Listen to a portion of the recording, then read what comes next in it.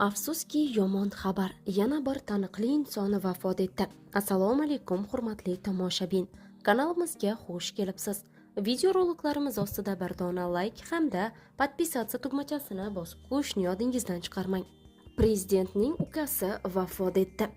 Qirg'izistonning sobiq prezidenti Kurmanbek Bakiyevning ukasi O'zbekistonda vafot etganligi aytilmoqda.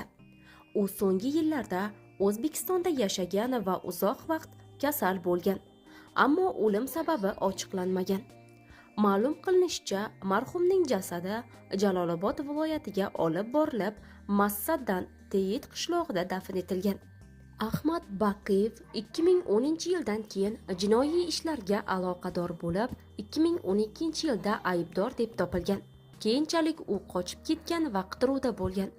Kurmanbek Baqiyev esa 2010-yil voqealaridan keyin sirtdan 30 yilga hukm qilinib, hozirda Belarusiyada yashab kelmoqda. Marhumning yaqinlariga hamdardlik bildiramiz, oila a'zolariga esa Allohdan sabr tilaymiz.